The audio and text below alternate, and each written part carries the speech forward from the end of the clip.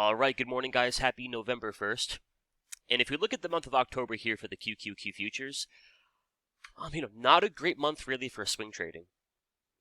We got a lot of squeezes. We had a few good setups, but no breakout, no trend, no direction, no follow through, which can always make for a tough market to try to swing trade.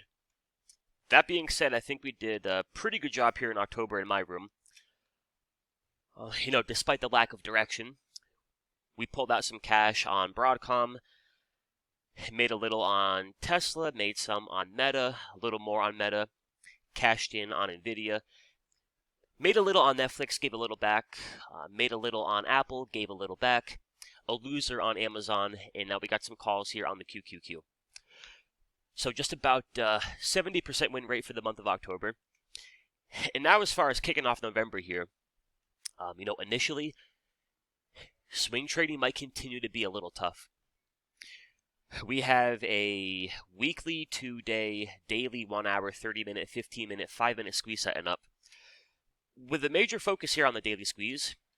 For 13, 14 days in a row, they're cranking out the white arrow, which means from a bullish perspective, trend is perfect, structure is perfect, they've got momentum, everything they usually need for a breakout and a push into a brand new high.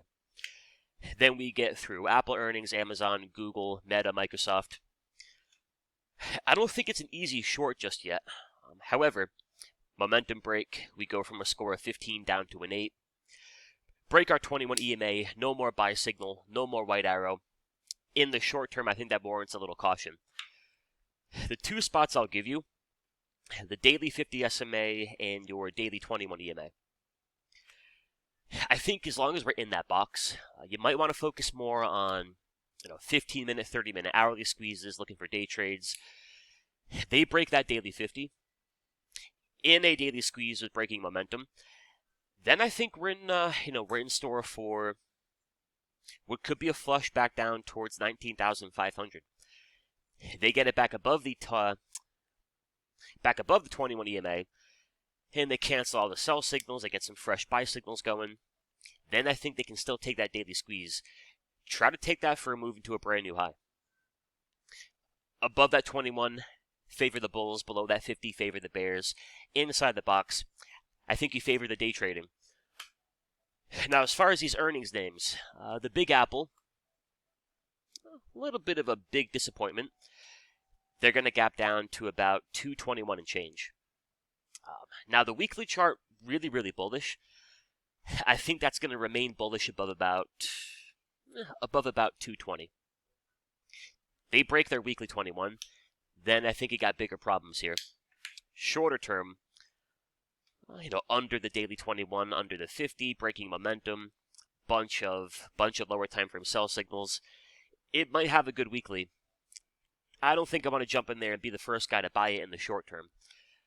If they can get back above 227, back above 230, get a few buy triggers, then we shall take it from there. Amazon, on the other hand, much better behavior. Gonna gap right into the big bad 200. A couple things here off the weekly squeeze. I don't think they can break it out and take it into the 215, 220 target until and unless they can shift momentum back above zero. If they can get that positive MACD cross, at that point I think they got to go for it. Really good trend, good structure, really long weekly squeeze. We're about 20, 22 weeks in. If they can shift momentum, then I think you get the breakout. They pop it into 200, the MACD never crosses. That can end up looking a little more like Bitcoin. If we jump over here to the Bitcoin futures, really, really big weekly squeeze. And then earlier in the week, they pump it right into the breakout point. Weekly MACD never gets that positive turn. They pump it, they try to break it out. Momentum doesn't quite support that move. Little tough to break it through. So Amazon up at 220, big level, big spot. In terms of jumping in for a swing trade, might be a little tough under 200. Practice a little patience. The bigger issue for now is the QQQ.